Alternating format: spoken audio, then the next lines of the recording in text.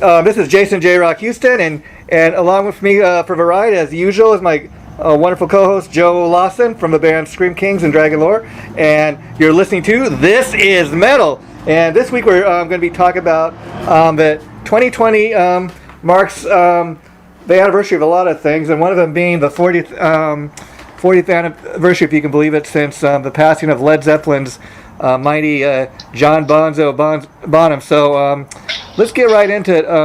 Joe, I don't know if it's kind of interesting because I don't know if you really consider Zeppelin a metal band, but if you get into the catalog of music, there's elements of metal in some of the songs. So first of all, how big of a Zeppelin fan are you?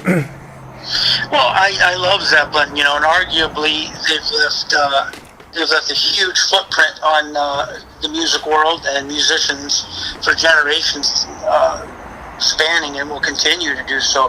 They were pioneers. I mean, that's what you got to recognize. They were doing things that nobody else was doing when they were doing it, and what a vast and versatile soundscape that they had. From one song to the next, from one album to the next. And it's funny you mentioned Bonham maybe not being a metal drummer, but in Communication Breakdown, he was one of the first drummers ever to use a double bass drum. Oh wow! But they said that the band thought that he overused it too much, and they scrapped the tracks.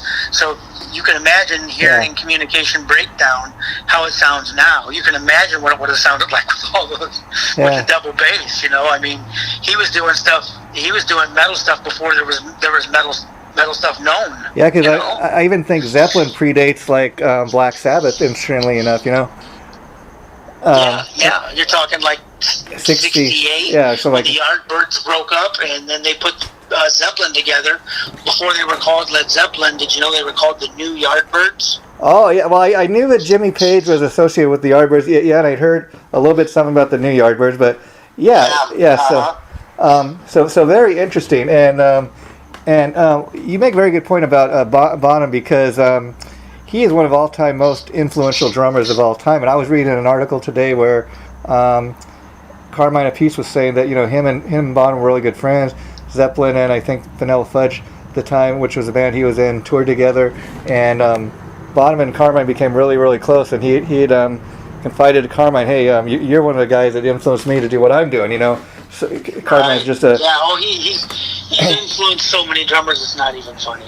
I mean, he's obviously one of the most influential drummers of all time in history. Yeah, I mean, I put him right up there as far as influential drummers.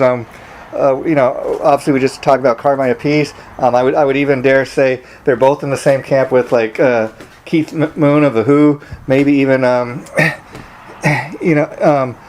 drummer from the Jimi Hendrix Experience. I mean, these were all powerhouse drummers. Maybe even John Densmore from the Doors.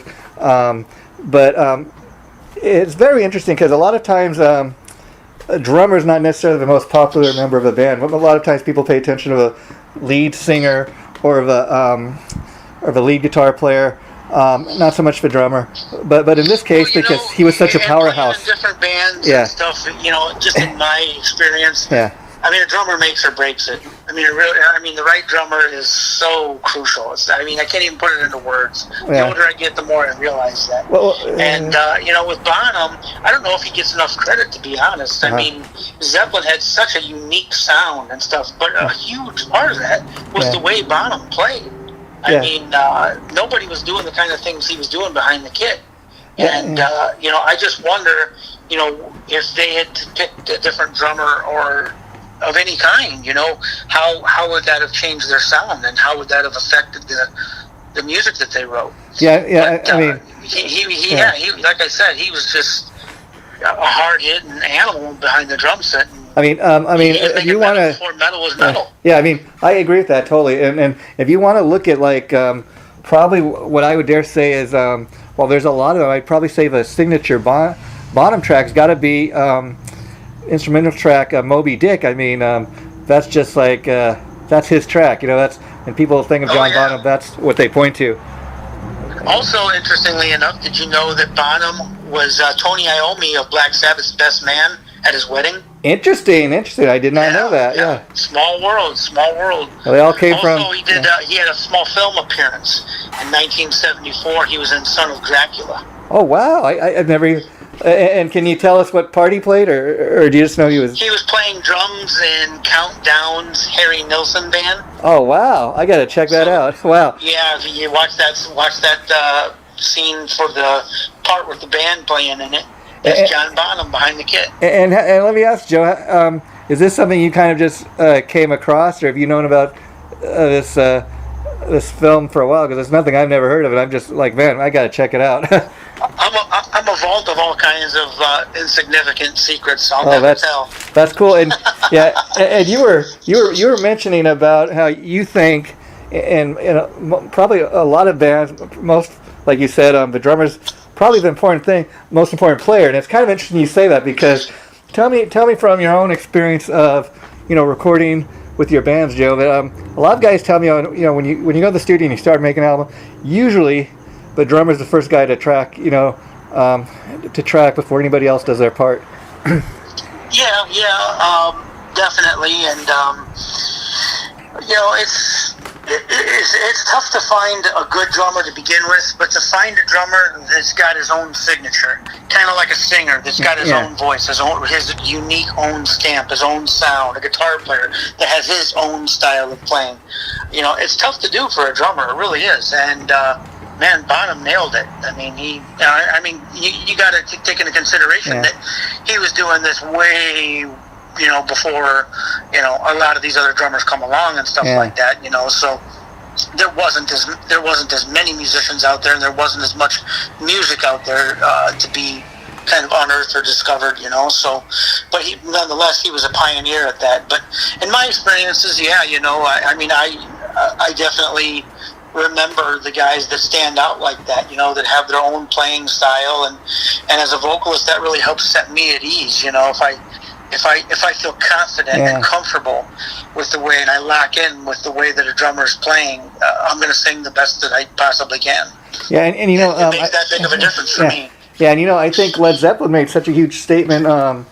September 25th, 1980, when John Bonham did finally pass away, that they made the announcement right away that not only that he died, but that they decided, the remaining three band members, they weren't going to carry on without Bonham. And I think that just is a huge statement right there, because like you said, most people probably think, they could easily got a new drummer. And probably they could have, but I don't know that the fans would have been as accepting, because he was such a major part of that band. I dare say Led Zeppelin's one of those bands that you take any of the four guys out, and it's just not going to be the same. I mean, could you imagine if, let's say it had been reversed, could you imagine if Robert Plant had been the one to die, and they're like, we're just going to get a new singer? The fans definitely, I don't think, would be accepting that either, Exactly. Yeah, no, not at all. And it's cool that he had son Jason that followed in his footsteps, and Jason's a great drummer too. Yeah. I'm glad a bunch of bands. He's played with Foreigner, UFO, and his own band Bonham, Glenn Hughes, Derek Trinian, Black Country Communion. The guy's been around, Yeah, and I'm glad you brought that up, because he seems like the obvious choice, to fill in for his dad. But let's be honest, when his dad died, Jason Bonham was very young at the time. I don't think he was even a teenager.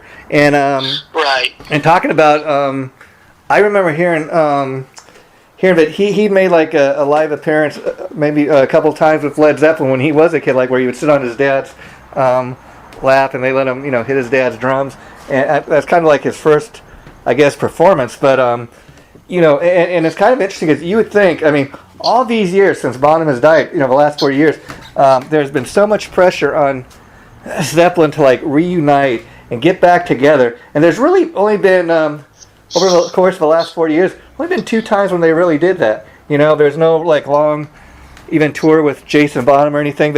I remember like they did a thing for like Atlantic Records around 1986 or 87, and I think they appeared at Live Aid, and then the final thing they did with Jason Bonham filling in for his dad was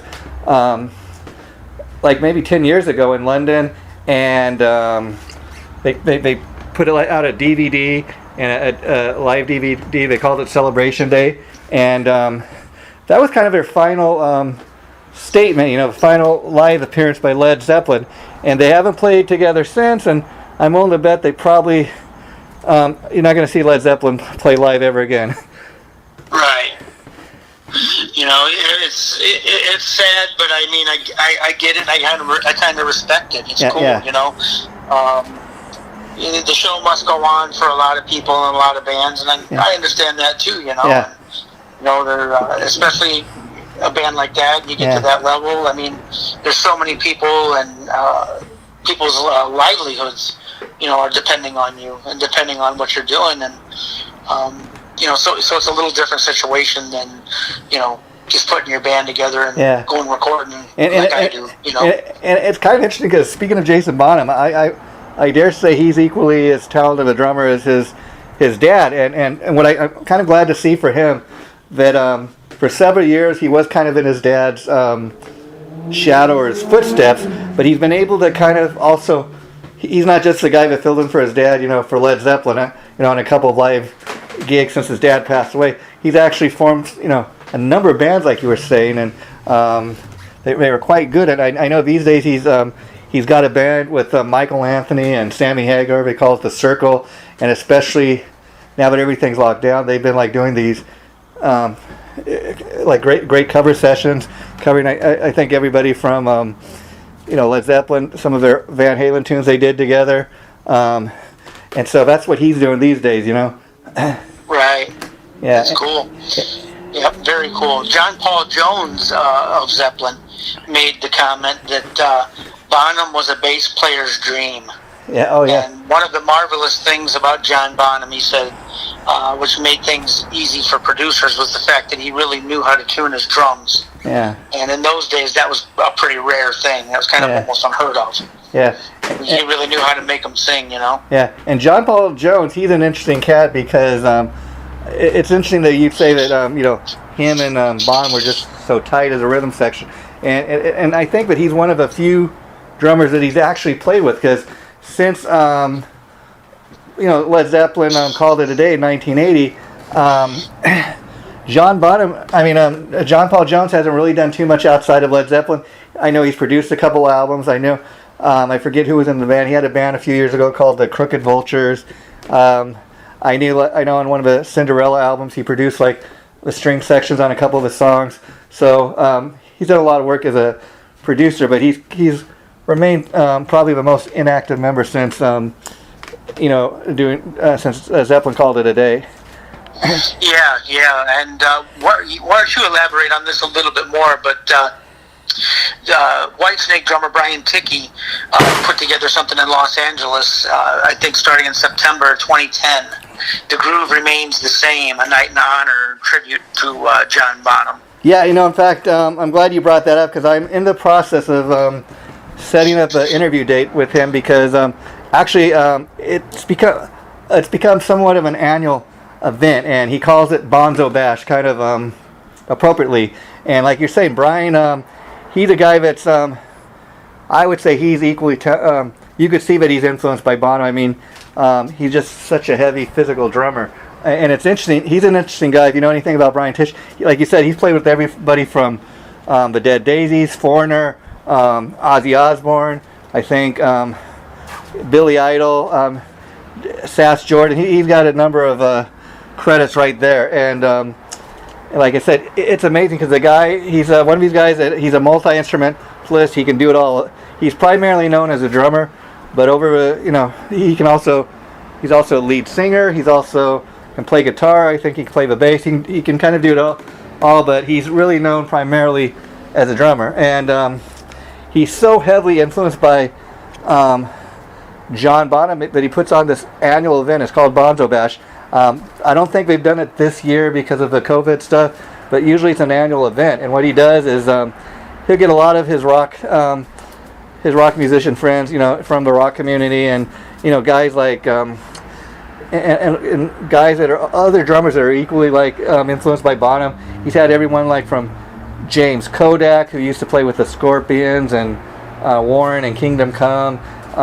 He's had guys like Keith St. John that used to play with Ronnie Montrose, Carmine Appice, who we're talking about.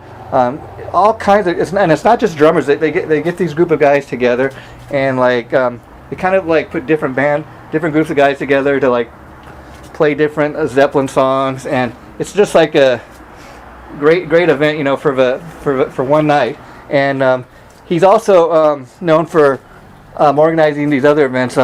He had one for Bon Scott, kind of the same type of thing where gets guys that were influenced by AC/DC, gets them together, they form different AC/DC songs together throughout the night. And he had one that he did for John Entwistle, and it was just a cool event because, you know, again, I was sitting here the other day when I got the idea to do the show, Joe, and I like, man, 1980. First of all, I can't believe it's been 40 years since John Bonham passed away. I mean, if you sit and think about, you know, the man's been dead longer than he was alive. Just think about that. Yeah, it's crazy, and the influence that he still has on, like I said, generations of musicians and drummers. You know, it's crazy. It's really cool, man. It's actually heartwarming. Yeah. But people associate, you know, Zeppelin and Bonham playing Ludwig drums, but he didn't always play Ludwig drums. He started off playing Premier drums.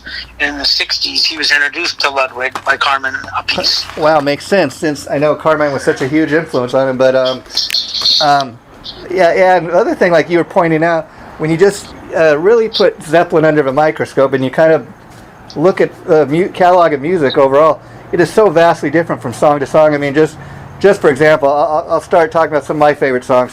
Whole Lot of Love. You mentioned Communication Breakdown, Houses of the Holy, Rock and Roll. I mean, rock and roll is, like, to me, one of the ultimate rock anthems ever. And then you put that up next to something like Kashmir. I mean, that's almost Indian music. I mean, come on. Right. Mm-hmm. And if you go and you dig really deep into like the really early Zeppelin albums, a lot of those, it's obviously rock stuff, but it's more like, if you really break it down, it's really more blues infused. A lot of that early stuff, and they they were definitely hugely influeed by the blues, you know, and that's evident in all of their playing. Not only Bonham, but of course Jimmy Page and all those guys, you know, were big into the blues as their influence and their background. Yeah, and you know, I don't have all the facts, but you know, they were recently had that lawsuit filed against them from, I forget who filed the suit against them, but claiming that you know, Stairway to Heaven wasn't an original Zeppelin song, but they ripped it off from somebody, and I think that was thrown out. But it's interesting. You can see maybe why somebody would want to make that claim, because when you start talking about some of the all-time great guitar riffs, I mean, I'll give you two right off the bat. Stairway to Heaven we're talking about, and then Smoke on Water by Deep Purple. And I bring this up because while Smoke on the Water and Stairway to Heaven sound nothing alike, you're like, you know, what's the guy talking about? What do these songs have to do with anything? I've had a lot of guys told me when I've interviewed them and stuff over years that, hey, you know, any guitar player worth his mustard, you know, the first two riffs they ever learn is either Smoke on the Water or Stairway to Heaven. Right. Yeah. Yeah, and so you could see why somebody would want to make that wild claim. Hey, that's my song, you know. Well, sure, there's money involved in it, you know, and you know, they can stake their claim to fame that way. You know, people are assholes, you know. Yeah. I mean, the chance that they, you know, they may have come across a riff or a melody line or something like that they heard, you know, and it stuck in their head. But you know, to say that they blatantly ripped it off, I highly doubt that. And I'll tell you, I got a great example of that from this band I interviewed a number of years ago. Believe me, they were nowhere on the same level as Zeppelin. It was this band called City Kid. The only reason anybody ever knew anything about this band, City Kid, is they were like the band that C.C. DeVille was in pre-Poison. And City Kid was making the claim that, because C.C. DeVille wrote the main lick for that song, Talk Dirty to Me, and this band, City Kid, was claiming, we wrote that song with C.C. when he was in the band, and they tried to sue Poison for it. Now the problem is, the original song came out like on Poison's debut in 1986, and they didn't make this wild claim like till like 2000. It's like, oh, it took you so long to file this suit. All of a sudden, right? Yeah. Sure. Uh-huh. And do you know the name of Bonham's first band? Oh, I just saw this today. Yeah, refresh my memory. I can't. Terry Webb and the Spiders. Oh, wow. And that's where he ended up meeting his wife, in that band. Wow. And in between, before his days of fame with Led Zeppelin, he worked for his dad as an apprentice carpenter too. Did you know that? No, I didn't know that. You got all the facts tonight. And the headmaster at the secondary modern school that he attended said that Bonham would either end up a dustman or a millionaire. Yeah, and what's interesting, if you know anything about the Led Zeppelin story, I mean, the four guys in the band, like, they were real tight as a family, obviously, and they were even tight with their manager, this guy Peter Grant, that he had people believe for many years like he was involved with organized crime, but he's one of these big figures, and he may have been involved with organized crime, I don't know, but he kind of liked having that belief out there about him, and a lot of times when people would be trying to rip the band off, he'd get involved, and he'd get real physical and stuff. But at least that was that's a reputation the guy had. But I mean, he died just a couple of years ago. But he was really tight with the band until he died a few years ago. And he's also Zeppelin was also, people may not even realize, they're the ones that discovered. I think it was a manager too, but it had a lot to do with it. Discovered Bad Company, and they put Bad Company on the map. Yeah, was that Peter Grant? Yeah. Maybe? Yeah, that was Peter Grant. Yeah, the manager. Mm-hmm. That's who I was talking about. Cool. How about this? Did you know that Bonham played in a blues band along with Robert Plant called the Crawling King Snakes? Oh wow, no. Oh wow. Yeah. We're finding all this. All kinds of good hidden treasures, huh? Now, there's been a number of documentaries over years about Led Zeppelin, and I think now it's 40 years have passed since Bonham has been gone. I think it's time for somebody to make a movie about him. I mean, I'm surprised somebody hasn't. I'm surprised that's not something that's already happened. Yeah, I mean, and it's kind of interesting because the main person probably that's really had the most of a career outside of Led Zeppelin was Robert Plant. Obviously, he went on to have a successful solo career. In fact, I think he just has a new album coming that he released recently. But in any event, there was like when Zeppelin first broke up in 1980. There were several years after Robert Plant went solo of it. He just refused. People wanted him, of course, to play the Zeppelin songs in his solo shows, and he's like, "Nah, that's in the past. Led Zeppelin's in the past. I'm about moving on." I mean, as a fan, I guess even as a performer, Joe, how do you feel about somebody having that kind of attitude? Like, well, I know that you want to hear the hits, but this is what I'm doing now. Well, I mean, again, I can see both sides of that coin. Yeah. I can see wanting to move on and not be stuck known for just one thing, but unfortunately that's the way it is. You kind of got no control over that. I mean, if you write a song that hits Billboard, or something like that, that's what you're going to be remembered by, whether you like it or not. Yeah, it's sad because a lot of people have had that attitude over years. Kind of totally unrelated, but I'd seen a documentary once on the band Creedence Clearwater Revival, and they're a band like from the 70s, like a classic rock band, and they had these two brothers in the band that just like hated each other. The other two guys, they went to school with and stuff, and it's kind of funny because they had all these great hits that played. I mean, even all these years later, like almost 50 years later, still being played on the radio. And the lead singer, John Fogerty, very much like Robert Plant, when he went solo, the fans wanted to hear all those hits, and he only reason he didn't want to do it, he's like, you know what, the guy who owns the record company, he stole the rights to all my music, so I'm not going to play any of those songs because it's going to make that guy rich. And it was Jerry Garcia from the Grateful Dead that finally convinced him, you know what, you got to realize that's what the fans want. And then he started playing those songs again. Sure. Yeah. And let me ask you, Joe, because you're obviously a huge Zeppelin fan, as you said. They never really officially got back together, they said, except for maybe 2 times, and they had Jason Bonham fill in for his dad. I mean, to me, I think that was obvious choice. I mean, I think there was like one time at Live Aid they had Phil Collins before we ever had Jason Bonham play with it. I think Phil Collins was the only drummer other than him and Bonham that played with the band. I mean, he's kind of an obvious choice, don't you think? Right. Yeah. Absolutely. Yeah. Yeah, and it's kind of interesting to see. I mean, we've seen Jason Bonham do those 2 shows with them, and he's a perfect drummer for a band. He's the obvious choice, and I think that's why if they were ever gonna do anything, he's obviously the guy they would go with now. But I was curious, like, do you remember when Plan and Page got back together? And it's kind of interesting because what they did was they put out the album Plan and Page.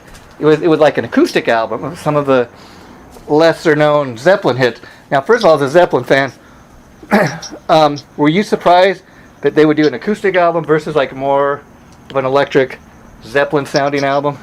You know what? Not too much so. I mean, you got to look at a lot of those bands that have kind of done that, and that's kind of, the music lends itself to an appropriate acoustic record. Yeah. Now, if I did an acoustic Scream King record, that would probably really surprise some people.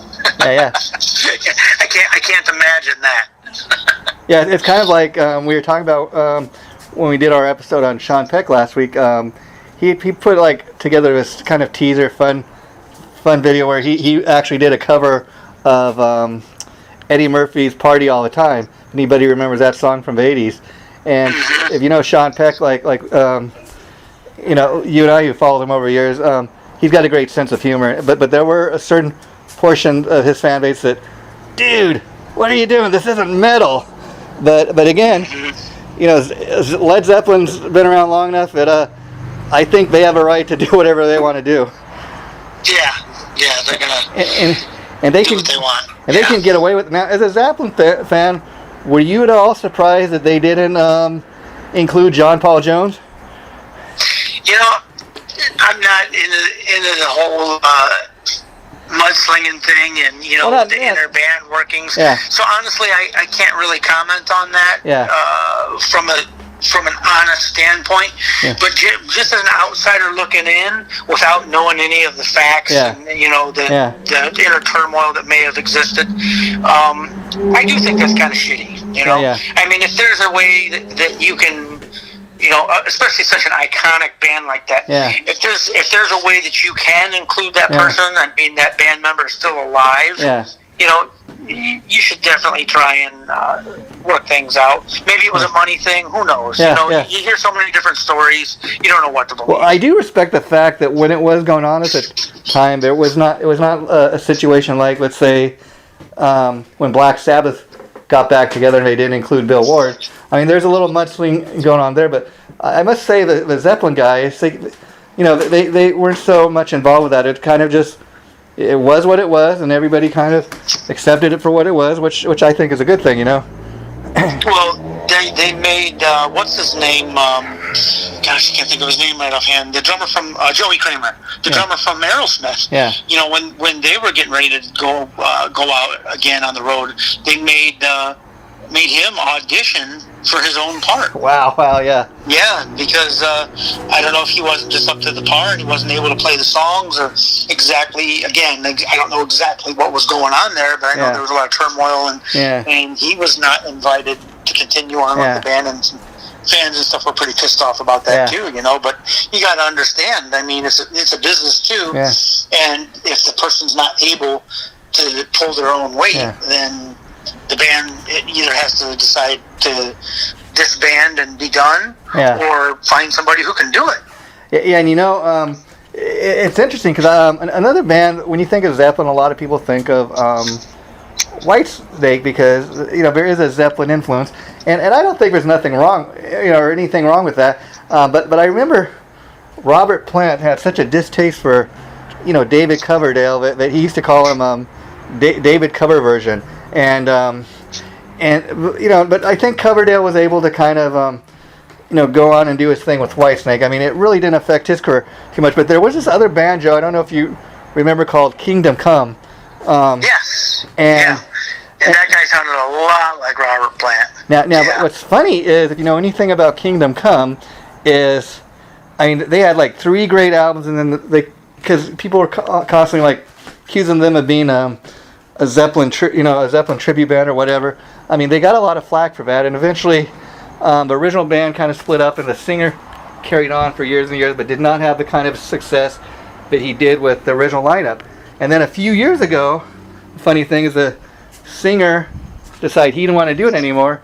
He allowed the original guys to put the band back together. They got a new singer, Keith St. John, who I mentioned earlier, that used to play with Ronnie Montrose. And the funny thing is, they've almost had a bigger success the second time around. Fans seem to be more accepting of the band.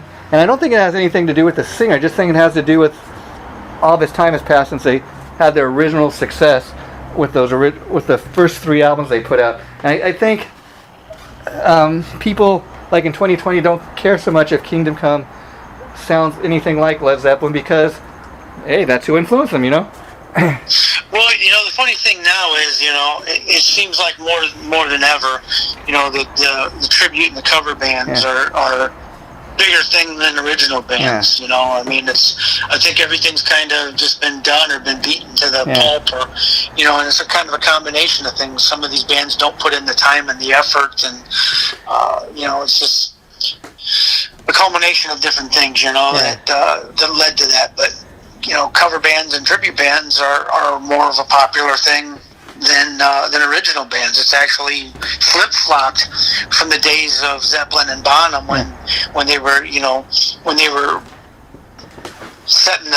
blazing the trail. They were pioneers, and that's how they shot up to stardom. People respected what they were doing because it was so unique and original and cool and different. People were into that. They were searching for that. They were hungry for that. In the music world. And now it's the complete opposite. They just want the whatever classics or whatever they grew up with, and and that's good enough for them. Well, here's a funny thing. I have a special connection with some of the tribute bands out here in LA where I'm from, because I've covered them over years, and there's some really, really good tribute bands. It's like anything, the cream's the cream always rises to the top. Perfect example of that is out here in LA. I would say they got the premier Zeppelin tribute. They're called Led Zeppelin, and they've actually been a Led Zeppelin tribute for over 30 years now. This marks the 30th anniversary. They've been doing it. So think about that. A tribute band in business for 30 years, okay? That's 10 years. Wow. That's 10 years like after, Bonham died, they got together. But the point being, and you should look up later, Joe, Led Zeppelin. They're a huge tribute band to Zeppelin out here in LA. But let me tell you how huge they are. Even Jimmy Page and Jason Bonham have got up on stage and played with these guys. They dig them so much that when they did that celebration CD and DVD like 10 years ago, they invited these guys as their special guests. They flew them to London. They had the band hang out with them backstage. That's how much the real Led Zeppelin thinks of these guys. Well, sure. Somebody's paying that big of a tribute to you and to your band, and they're doing it in a respectful way. That's got to be a really awesome experience and an awesome feeling to be Jimmy Page or Robert Plant or any of them guys in Zeppelin, and to see and hear these younger guys, playing their music and doing it, tactfully and respectfully. That probably means a lot to them. Sure. Yeah, but again, it just, like, I call it rock and roll theater, because some of these tribute bands. See, it's funny because a lot of people have a perception, guys that play in tribute bands, they're making a living like off of other people's music. But first of all, I got credit for anybody that does what you do, Joe, or even these guys in the tribute bands. I'll tell you why, because I'm a music fan, as you know, but I can't play a lick of music. So anybody that can even, sing lead like you do, Joe, or get up on stage and play the guitar or beat the drums, I got a huge amount of respect for people, because I can't do that, Sure. It's just like I kind of put it in terms of a different pair of shoes. Yeah. When I was younger, I played in cover bands. I've done all kinds of covers, and I did that when I was younger, and as I got older, I said, man, I want to do my own music. Yeah. I want to write my own songs. I want to record my own songs. I want to make my own legacy. And then it just got to be to the point where now it's just the market is so oversaturated with all these cover and tribute bands. It's just like, man, musicians fall anymore. They fall into two categories, dude. Yeah. You're either a legacy builder or you're a resume builder. Yeah, and that's the way I kind of look at it, because that's the fucking way it is. It's sad that it's that way, but like you were making the point, I dare say it's almost easier to be in a tribute band if you're a musician, because first of all, in some ways it's tremendously easier, and then in other ways it's not, because you can't just do your own thing. You can, but you're not going to be as successful as a tribute band. You got to learn that dude's playing style, note for note. You got to learn the way he plays guitar, the way that guy sings, the way that guy does everything, the way he looks, the way he moves on stage, and you got to put your homework in. It is a lot of work, and some of these bands that they get up there and they do 2, 3, 4 hours worth of music. Man, that's a lot of work. That's a job. It is. Yeah. But see, here's the point too that I was making with the tribute bands. I think anybody would honestly rather make it doing their own original music. Who wouldn't want to do that? But first of all, if you're in a tribute band, okay, you got a built-in audience. Who isn't a Led Zeppelin fan? Okay, first of all, so for example, if you're a Led Zeppelin tribute, you got to get down to songs, and you really got to look the part, as you're saying, because especially paying tribute to a band like Led Zeppelin, the fans are diehard, and if you don't got the stuff down, the fans are going to kill you. They're not going to accept it. But if you're a great tribute band like this one I was talking about, Led Zeppelin, been doing it for 30 years, so that right there says sure, there's a market for it. Absolutely. And what's funny is the guy that's the lead singer in Led Zeppelin, he's put out a couple of solo albums, and it is his own original stuff. But he was telling me, for example, doing the Led Zeppelin tribute, it gets me out there. It allows me to put out my solo music. People check it out because of the tribute band, and yet he says, like, I post it separate. I don't make it part of Led Zeppelin.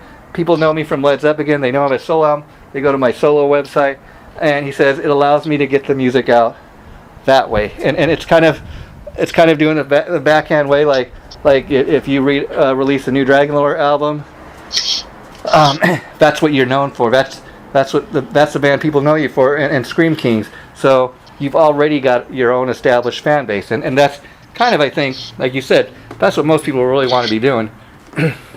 Well, yeah, and again, not everybody has that talent. Yeah. And I've played with musicians and guys that are really good. Wow, good. Yeah. And they can play things note for note. But ask them to write a song, and they're lost. Yeah. They can't. They have no idea what to do. Yeah. And that's just, and that's a gift. It really is, Yeah. And same thing for the guys in the tribute band, the cover bands too. That's a gift too, to be able to play Jimmy Page's licks note for note, or whoever, whatever drummer, whatever singer. That's not everybody can do that. There's a whole lot of that stuff out there that I couldn't do, that I'm not that good at. And I found my niche doing my own thing. That's all. And I'm glad John Bonham, going back to Bonham, I'm glad John Bonham decided to do his own thing with Led Zeppelin. I know that much. Yeah. And it's interesting because Bonham, I think he really stands out in Zeppelin. Like, if you listen to it, put on any song, just off the top of my head, like one of my all-time favorite Zeppelin songs, like I said, is Rock and Roll. That's just a fun little tune. People can get up on their feet. It's a great rock anthem. You put on Moby Dick. What a great... I can't think of one other drummer that's got like a great solo, kind of like that's as popular as Moby Dick, Yeah, two of my favorite Zeps would be Immigrant Song and Communication Breakdown. Oh yeah, Communication Breakdown. That's one of those lost gems. In the sense that it's just such a heavy tune, like you're saying, Communication Breakdown. But especially the drums throughout the song. I dare say the drums like or even louder than the guitar. You know what I would like? You know what it just dawned on me. You know what would have been so awesome to hear? Rob Halford with his fight band in that drop tuning do Communication Breakdown. I would have loved to heard that. Or Rob Halford with Pantera doing Communication Breakdown. Oh wow, yeah. That would have been awesome. Pantera, yes, I could just see that. But you know, it's interesting. We were talking about this other drummer, Brian Tichy, earlier, and he's one guy that is really obviously heavily influenced by Bonham. And years ago, when I first started hearing about this guy Brian Tichy, before he ever had this annual Bonzo Bash, I mean, he's one of these guys as far as drummers. He's been on the scene for several years now, but he's one of the first things outside of drumming. This guy I remember seeing him years ago, like on Eddie Trunk's show, that metal show, and he came on the show and he did this thing he calls and he kind of invented it. It's called speed bagging, where he had like this little punching bag like connected to his drum set, and he would, as he's playing the drum, he would beat on the punching bag. It's kind of this thing he invented, but it was very, very unique, very Bonham-esque, if you will. I mean, that a drummer actually invented something like this, you know, and it's one of the first things that drew me down. So, you know, for a drummer, that's quite different. It's not like it's not like Tommy Lee, which is amazing too. You know, putting the drums upside down and going on a roller coaster. But I mean, it was very inventive, I thought. You know. Sure, yeah. And, absolutely. And then that guy's a great drummer, man. And before we wrap this up, can't wrap it up without talking also about Frankie Benelli, who we talked about a few weeks ago, who he also recently passed away from cancer. And if you know anything about Frankie, he was heavily influenced by Bonham. So I mean, like, you just listen to that Quiet Riot album, Metal Health. He's like a powerhouse drummer. I mean, he would beat his drums very much like Bonham. And you can also go on the internet. You can find probably on Amazon. Frankie Benelli put out an album like a couple years back. It was called Frankie Benelli and Friends. It had a track with he did like with Kevin Dubrow, I think, and different singers in that. There were different Zeppelin tunes that they were covering, and he actually had a live event where to kind of promote this thing. Thing was somewhere here in LA, and so he was very heavily influenced by by Bonham. And I think, you know, Zeppelin made the perfect statement that they just realized, you know, who other than his son are we going to get to replace him? And there remains that mystique about Zeppelin. Like, what would, you know, if Bonham was still alive, for example, would they still be doing it as Led Zeppelin? Would they all have gone on and done their, you know, solo careers? It's interesting because as great of a guitar player as Jimmy Page is, I mean, he had a few bands since Zeppelin, like he did The Firm. They put out two all right albums. But again, The Firm, for example, had such huge potential because you got a guy like Paul Rodgers from Bad Company. You have Tony Franklin, who's super known bass player, been involved in many projects over the years. You had the drummer Chris Slade that would go on to play with AC/DC. Right. Yeah, and Jimmy even had one solo album, but it was nowhere near any of the solo stuff that Robert Plant did. Robert Plant, he was probably the one that had the most career, but it makes you think too, if Bonham had lived, would Zeppelin have remained together? Would Bonham have gone on and done something else? Who knows, you know? And there's always that mystique about what they might have become. Yep. What might have been. Yeah. Absolutely. But yeah, God rest his soul, and like I said, definitely one of the most influential drummers of all time. I mean, easily. Oh, you know, what a monster metal god, you know. And he really was. And I can't deny there's a lot of great drummers, but I think probably, I mean, next to John Bonham, probably the other drummer that might compare to Bonham is Keith Moon from The Who, because he, a lot like Bonham, he was just such a physical guy. I mean, he was known more for his antics and his craziness off stage, but his drumming was both Keith Moon, I would say, and John Bonham were real physical players, and that's and that's the thing. Drummers are typically in one of two categories. You got the guys that kind of just sit back there in the backstage and keep time, and then you got these guys like Brian Tichy, Bonham, Keith Moon, even James Kodak. He played with the Scorpions. I know he was hugely influenced by Bonham too. Carmine Appice we mentioned. Carmine, which it's interesting because if you look at all if you go on Carmine Appice's website, you'll see all the credits he has dating back to Vanilla Fudge. But it's interesting because all the bands that Carmine's been in, he's the one member of the band that the focus is on. And you're like, how did this guy, he's a drummer, how did he get so much attention in every single band he's ever been in? And when I interviewed him once, he was telling me, he says, my whole approach to the drums, he goes, yeah, he says, one of the guys that influenced him, not just, he was telling me, this guy, Gene Krupa, real physical guy. Like, there's tons of videos of this guy, Gene Krupa, if you go on the internet or YouTube, type in Gene Krupa, he's a real physical player. And the Carmine's telling me, my approach has always been, the drummer's in the backstage, but I want everybody's eyes to be on me. My approach is play your heart out, play like the drums are in the front of the stage, and that's why even when he used to play with Rod Stewart back in the 70s, I mean, let's be honest, Rod Stewart, it's a Rod Stewart band.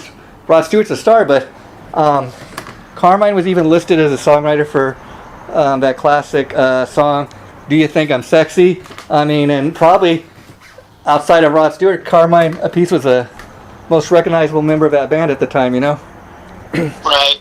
And it's just amazing. I just thought it'd be fun to doing this, a little different, because there are people that, like you're saying, Joe, might not consider Zeppelin a metal band, but I think if you dig into all the music, especially, there's no way you can say John Bonham did not play like he was in a metal band. Exactly. Yeah, like I said, that dude was doing metal things on a drum set before metal was even a genre of music. Yeah, and like I said, no disrespect to Phil Collins. Like as I mentioned, when they did that performance at Live Aid, I think it was 1985. 5 years had passed at the time since Bonham had been gone, and Phil Collins, he was a drummer from Genesis. He's a name player. Why not get him? But I think maybe the only reason they did that one gig with him, not that he's an awful drummer. I just don't necessarily think that he fit the Zeppelin mold, if you know what I mean. Because he's a great drummer. He's a great frontman. But I don't think he had kind of that metal element to his drumming style like Bonham did. Right. Yeah, and well, Joe, I've had fun talking about John Bonham, and like I said, I can't believe it's been 40 years since he passed away. And before we wrap this up, we mentioned Frankie Benelli a little because he was so heavily influenced by Bonham. But I want to tell people that aren't aware of it. Coming soon, you'll hear that me and Joe did for This Is Metal. We did a tribute to Frankie Benelli, so that's going to be coming up in the next couple weeks. You can hear, and of course, Frankie sadly passed away from his long battle with cancer. And Quiet Riot, since we did that show, they've come out and they've announced that kind of with Frankie's blessing before he passed away, he kind of gave them the okay because he realized other guys, have families, and they like you were saying earlier, when you're in a band, sometimes, it's all about, you're trying to make a living, and Frankie didn't want these guys to, just because he was sick with cancer and he knew he was going to die, he didn't want these other guys to kind of be out of a job and have nothing to do. So he allowed them to, he gave them his permission or his blessing to carry on with Quiet Riot. And the drummer they got to take his place is this guy John Kelly that used to play with Typo Negative and Danzig. Are you at all a Typo Negative fan, Joe? Honestly, no, not really, man. I respect them for doing what they're doing, and there's obviously a lot of fans and a lot of people who do like them, but I'm just not one of them. Yeah, and also, Joe, before we go tonight, I want to let people know, next time you and I get together and we do This Is Metal, you mentioned Rob Halford earlier in the show, and we're oddly enough going to be talking about Judas Priest next week, specifically their debut album, Rock and Roll. People may be asking, why are you going to be talking about Rock and Roll? Now, it's one of those albums, Joe, I don't know if you know anything. People either love the album or they hate the album. I recently kind of finally got a chance to hear it from top to bottom, and I kind of dug it for what it was. I'll be honest. Kind of give the people a preview. It sounds nothing like Painkiller or even Ram It Down or Turbo Lover. It sounds nothing like what you think a Priest sounds like today. But you can kind of hear what the band would become, years later. And sure, it's part of their history. And Absolutely. Plus, there's the fact that we're talking about 40 years since John Bonham passed away. Well, believe it or not, people, 2020 also marks the 50th anniversary of Judas Priest. Now, that's not something to remember. I don't know what is. Right, that's pretty awesome, man. Okay. Looking forward to it next week, man. So, anything else like you say to the people, Joe, before we wrap this up? That's about all I can think of. Okay, thanks so much, Joe, and we'll be talking to you again real soon. Likewise. Goodbye. Bye.